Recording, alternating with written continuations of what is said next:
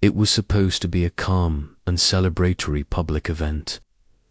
The President of the United States, Donald J. Trump, had arrived at the Liberty Hope Children's Foundation Gala, a charity he had long supported. Reporters lined the red carpet. Cameras flashed, and Secret Service agents flanked the area. Among them stood two of his most trusted personal security officers, Agent Mike Ralston and Agent Peter Green. The crowd buzzed as Trump exited his armored vehicle. Smiling, he waved and shook hands with attendees. The atmosphere was electric. Patriotic music played softly in the background. Children held up signs saying, "Thank you, Mr. President." That's when it happened.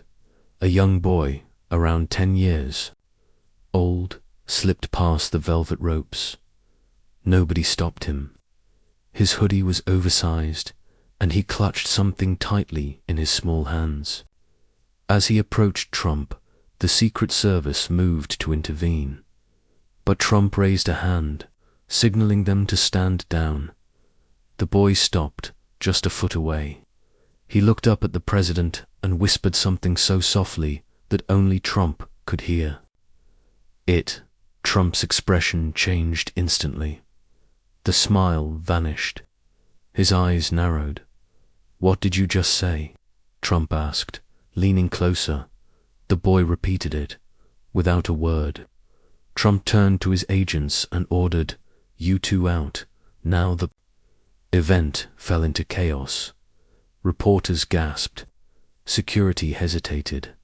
"I said now." Trump's voice thundered across the gala. The two agents, Ralston and Green, looked stunned, confused, but they followed orders. The crowd fell into a tense silence. The boy stood still. Trump placed a hand on his shoulder and leaned in again. "Come with me," he said. As the boy and Trump sat in the back seat, the Secret Service scrambled to rearrange their team. Trump dismissed all questions from aides and instead focused on the boy. "Who are you?" Trump asked. "My name is Aiden Drew," the boy replied. "My dad served in your security detail." "Angela Drew." Trump blinked. "Angela. That's a woman's name. My dad was transgender. Everyone called her Angie. She was fired 5 years ago. No one ever told her why. She died on the streets 2 years later." Trump sat in silence. "She kept a file," Aiden continued. "It has pictures, audio records. She said someone inside your personal team was involved in a data leak, ... and she tried to stop it. Where is this file now?" The boy pulled a flash drive from his pocket. "My dad said if anything happened to her, I should give this to you directly. She said only you could be trusted with it." Trump took the drive with shaking hands. Trump gathered a small team of trusted advisors, including a cybersecurity expert and General Martha Beckett. They inserted the drive into a secure laptop. Images of internal documents, surveillance videos, and even classified maps appeared. There was evidence of coordinated leaks, conversations between Agent Ralston and foreign contacts, private security, protocols, even wiretapped calls from inside the residence. Trump sat back in his chair, face pale. "My own security detail was selling us out, ... He murmured, "And we never knew," General Beckett added. "But this is airtight."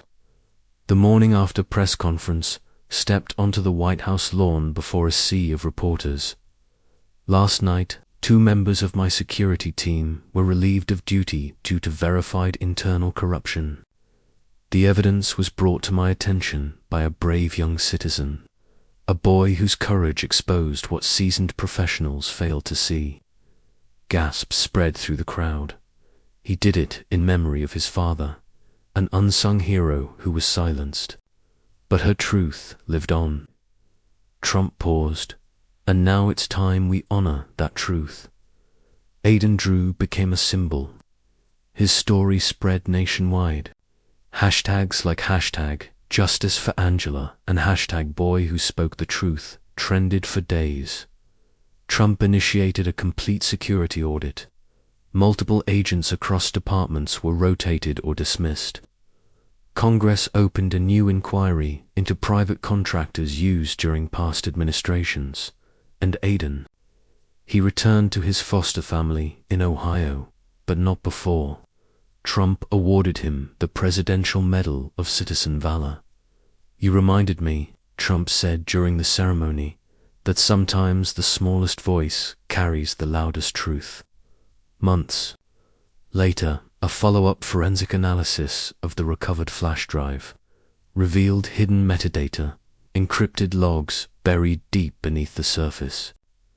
When decrypted, they opened a new series of documents, references to a project called Sentinel, a classified Black Ops program started years before Trump even entered office. The program had been covertly tracking American citizens under the guise of national security. Journalists, activists, politicians, even international allies were being monitored without judicial oversight. Angela Drew had not just stumbled upon a leak. She had been part of that operation and had turned against it when she learned what it truly was. She had been silenced, not for betrayal, but for trying to protect the Constitution. General Beckett, upon discovering this, brought it to Trump immediately. "This isn't just corruption," she told him. "It's betrayal of everything we stand for." Trump looked out his window over the South Lawn. "What do we do? You declassify it." That week, Trump made the boldest move of his post-presidency career.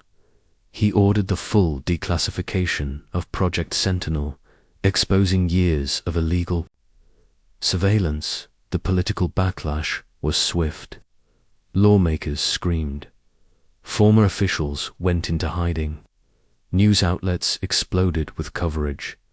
But the public reaction, support, shock, and gratitude. Trump's approval rating soared. Aiden never asked for recognition. He never spoke publicly again. But Trump never stopped thanking him. In a secret ceremony held at the newly built Angela Drew Memorial Hall of Honor, Aiden laid a plaque that read, "Truth needs no badge, no uniform, no title, just one voice brave enough to speak it." And in that moment, the boy who whispered the unexpected changed a nation forever. The end.